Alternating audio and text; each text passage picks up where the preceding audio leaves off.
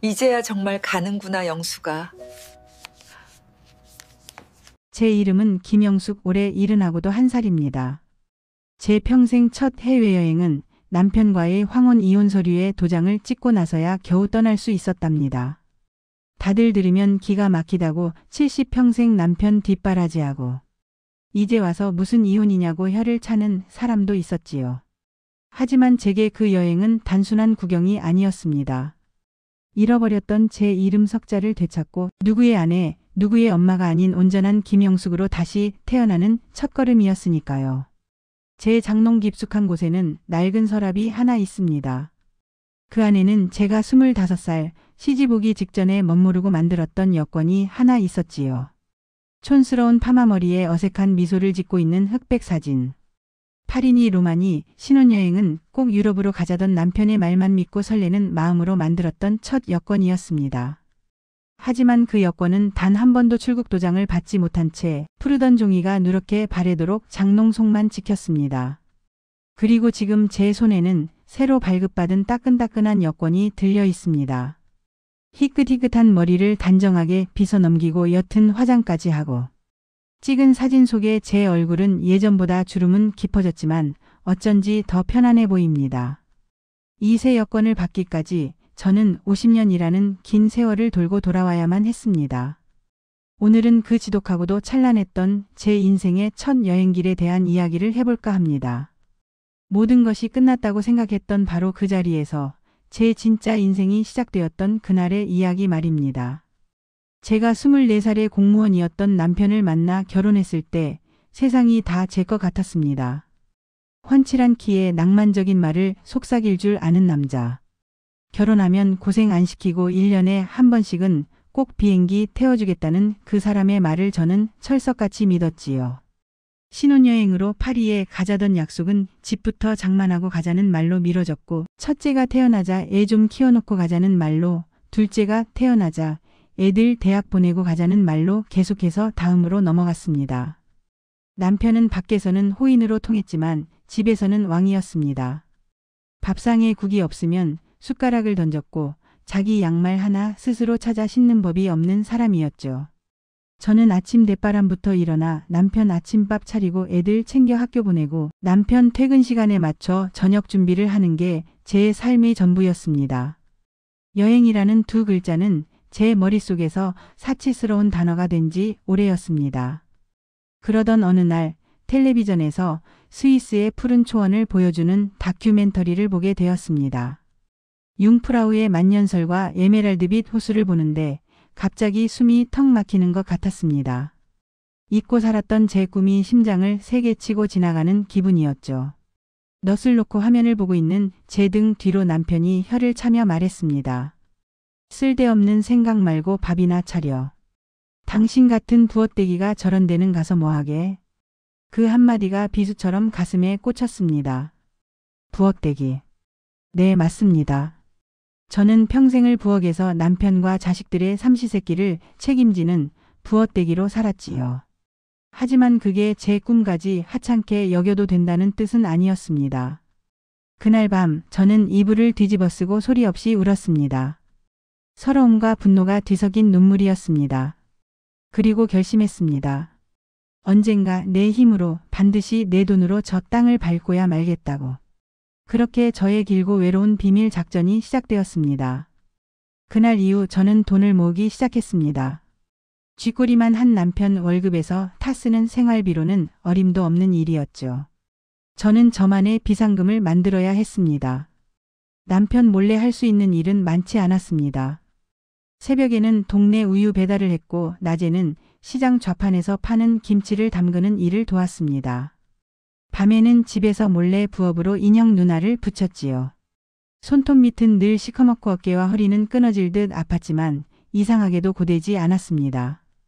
꾸깃꾸깃한 1,000원짜리 몇 장을 손에 쥘 때마다 저는 파리의 에펠탑에 한 걸음 더 가까워지는 것 같았고 짤랑거리는 동전 소리는 베네치아의 곤돌라 젓는 소리처럼 들렸습니다. 그렇게 모은 돈은 낡은 녹그릇에 담아 안방 장롱 및 곰팡내가 스민 장판 아래에 숨겨두었습니다. 남편이 술에 취해 늦게 들어오는 날, 아이들이 모두 잠든 깊은 밤, 저는 조심스럽게 장판을 들추고 녹그릇 안에 돈을 세어보곤 했습니다. 10,000원짜리 한 장, 1,000원짜리 한 뭉치를 세고 또 세면서 저는 이미 스위스의 초원을 달리고 있었고 로마의 콜로세움을 거닐고 있었습니다. 그 눅눅한 장판 밑이 바로 저만의 작은 유럽이었지요. 세월이 흘러 아이들은 모두 결혼해서 분가했고 남편은 정년퇴직을 했습니다. 이제 정말 떠날 수 있겠다는 희망이 보였습니다. 30년 넘게 모은 돈은 어느덧 수천만 원이 되어 있었습니다. 남편 퇴직금에 제 돈을 보태면 충분히 둘이서 다녀올 수 있는 금액이었습니다. 저는 큰 용기를 내어 남편에게 이야기를 꺼냈습니다. 여보, 이제 우리도 애들 다 키웠고 당신도 퇴직했으니 젊었을 때 약속했던 유럽 여행 지금이라도 다녀오면 어떨까요? 제 말에 남편은 코웃음을 쳤습니다. 이 나이에 무슨 유럽은 유럽이야. 늙어서 주책이야. 집에서 드라마나 봐. 그리고 당신이 돈이 어딨어? 저는 떨리는 손으로 장판 밑에서 녹그릇을 꺼내 보였습니다. 그 안에는 제가 평생의 꿈을 담아 모은 돈다발이 수북이 쌓여 있었지요. 그걸 본 남편의 눈이 탐욕으로 번들거리는 것을 저는 왜 그땐 알아차리지 못했을까요? 제 비자금을 본 남편은 처음엔 놀라는 듯 하더니 이내 능글맞은 웃음을 지으며 제 어깨를 감쌌습니다. 어이구, 우리 마누라가 이렇게 알뜰했어. 기특하네. 좋아, 갑시다. 유럽. 내가 우리 마누라 소원인데 당연히 들어줘야지. 저는 그 말을 곧이곧대로 믿었습니다. 50년 만에 처음 들어보는 다정한 말에 그동안의 서름이 눈 녹듯 사라지는 것 같았습니다. 남편은 당장 여행사를 알아보자며 저를 재촉했고 저희는 함께 여행사 책자를 보며 파리, 스위스, 이탈리아를 도는 2주짜리 패키지 상품을 예약했습니다. 평생 처음으로 제 이름이 적힌 비행기 표를 보았을 때 저는 세상을 다 가진 것처럼 행복했습니다. 출국 날짜는 한 달 뒤로 잡혔습니다. 남편은 여행 경비는 자기가 관리하겠다며 제게서 녹그릇을 가져갔습니다. 내가 은행에 잘 넣어둘게. 환전도 해야 하고 이것저것 준비할 게 많잖아. 당신은 여행 가서 입을 옷이나 예쁘게 골라놔. 저는 아무런 의심도 하지 않았습니다. 남편이 저렇게 적극적으로 나오니 그저 고맙고 미안할 따름이었지요. 여행을 앞둔 며칠 동안 저는 소녀처럼 들떴습니다. 딸아이와 함께 쇼핑몰에 가서 난생 처음 화사한 원피스도 사고 멋스러운 스카프도 골랐습니다. 밤마다 여행 책자를 읽으며 동선을 짜고 꼭 가보고 싶은 곳들을 표시해 두었지요. 남편도 웬일인지 제게 잔소리 한 번 하지 않고 오히려 좋아? 라고 물어봐 주기까지 했습니다. 하지만 그 모든 것이 거짓이었다는 것을 알게 되기까지는 오랜 시간이 걸리지 않았습니다. 출국을 불과 사흘 앞둔 날이었습니다. 그날따라 남편은 아침부터 보이지 않았습니다. 저녁 늦게가 되어서야 술에 잔뜩 취해 비틀거리며 들어왔지요.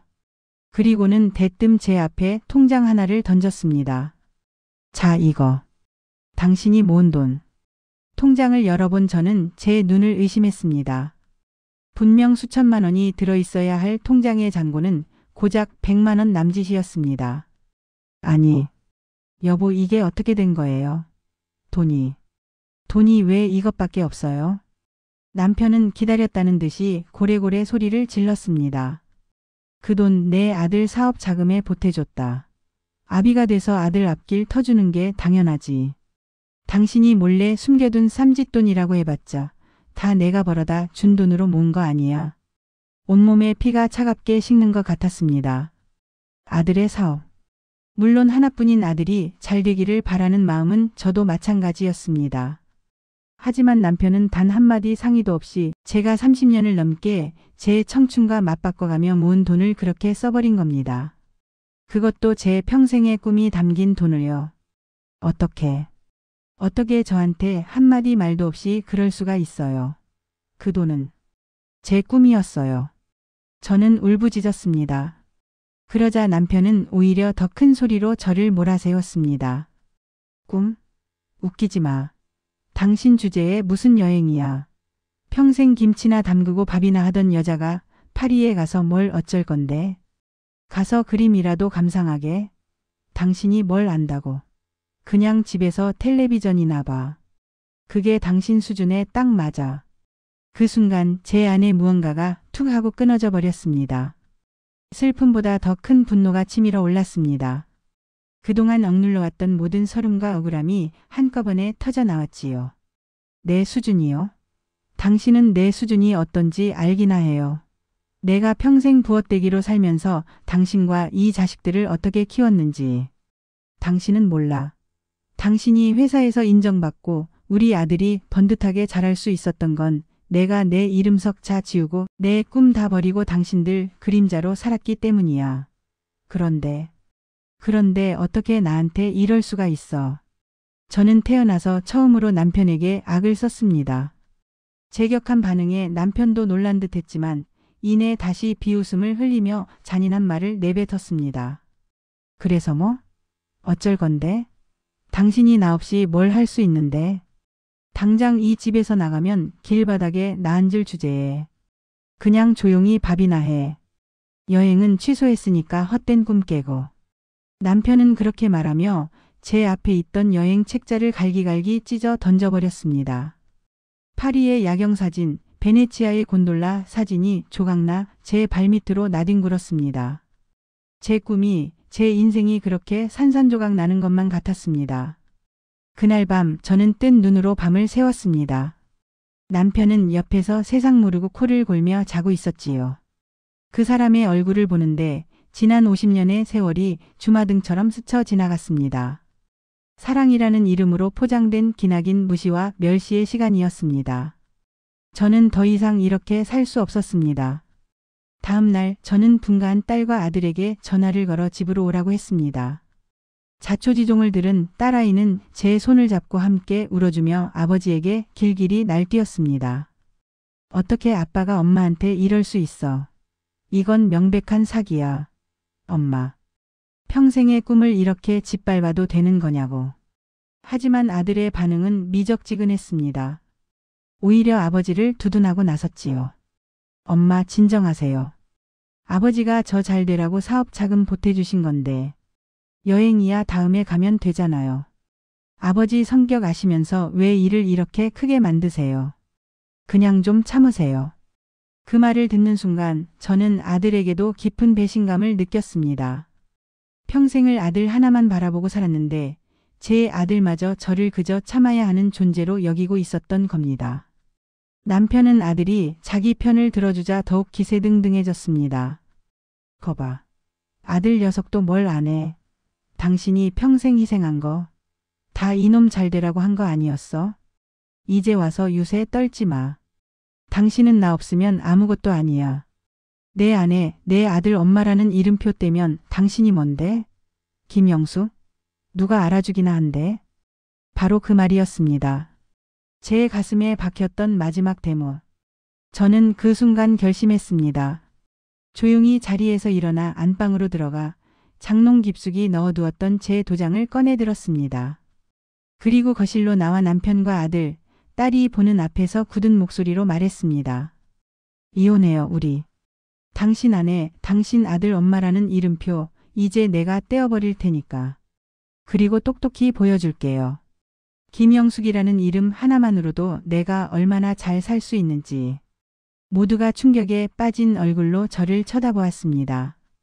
평생 순종만 하던 아내, 엄마의 입에서 나온 이혼이라는 단어는 그들에게 폭탄 선언과도 같았을 겁니다. 이혼 절차는 생각보다 길고 지루했습니다.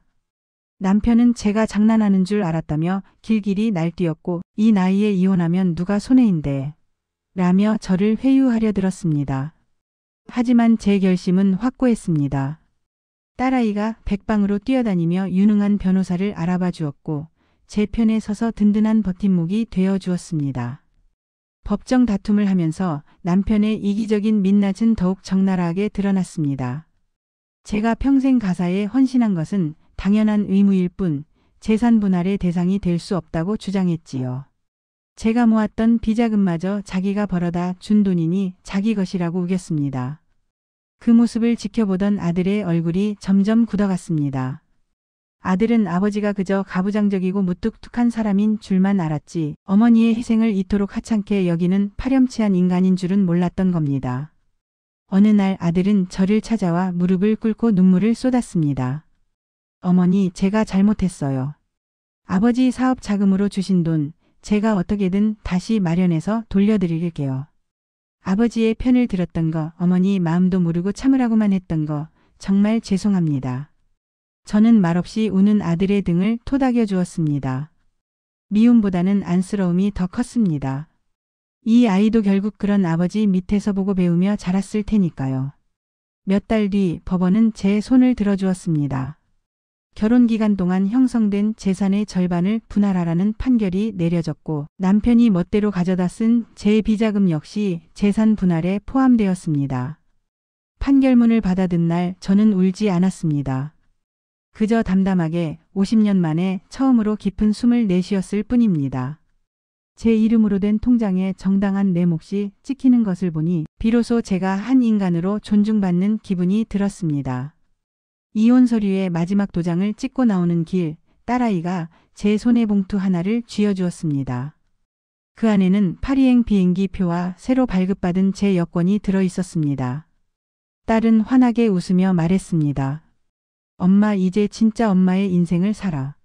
엄마의 첫 여행 우리가 함께 준비했어. 봉투 안에는 아들이 보낸 손편지도 들어 있었습니다. 어머니의 새로운 시작을 응원합니다. 사랑합니다.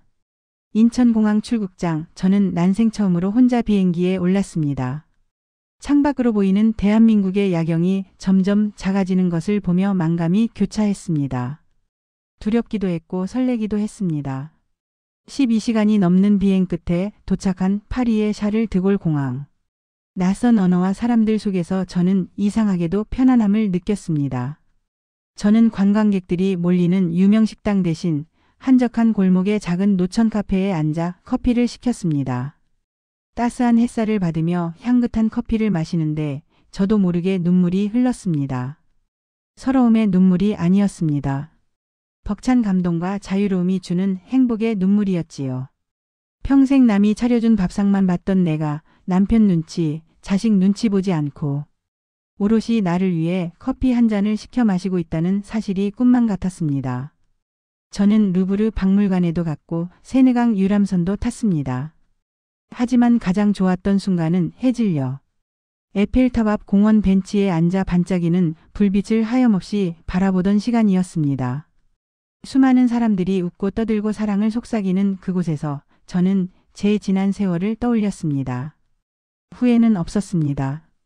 그 고통스러운 시간들이 있었기에 지금 이 순간의 자유가 얼마나 소중한지 알 수 있었으니까요. 여행 마지막 날 저는 엽서 한 장을 샀습니다.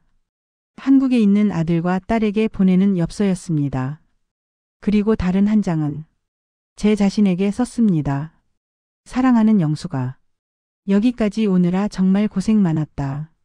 수십 년 동안 너를 가두었던 문을 열고 나오느라 얼마나 힘들었니? 이제 괜찮아. 너는 더 이상 누구의 아내도 엄마도 아닌 그저 아름다운 사람 김영숙이야. 너의 71번째 봄을 축하한다. 너의 진짜 인생은 이제부터 시작이란다. 저는 한국으로 돌아와 작은 오피스텔을 얻어 저만의 공간을 꾸몄습니다. 아들과 딸은 주말마다 저를 찾아와 함께 밥을 먹고 저희는 이제야 비로소 서로를 온전히 이해하는 진짜 가족이 되었습니다. 전 남편 소식은 가끔 아들 편에 듣습니다. 혼자 밥도 제대로 챙겨 먹지 못하고 외롭게 지낸다고 하더군요. 하지만 저는 더 이상 그 사람을 미워하지 않습니다. 그저 각자의 길을 갈 뿐이지요. 저는 요즘 동네 문화센터에서 영어를 배우고 있습니다. 다음 여행지는 뉴욕으로 정했거든요. 제 낡은 여권은 이제 없습니다. 대신 출국 도장이 하나씩 늘어가는 새 여권이 제 보물이 되었습니다. 제 이름은 김영숙. 71살에 비로소 제 인생의 주인공이 된 사람입니다. 혹시 지금 누군가의 그림자에 가려 자신의 색을 잃어버린 분이 계신다면 용기를 내시라고 말씀드리고 싶습니다. 당신의 인생을 되찾기에 너무 늦은 때란 없다고 말입니다.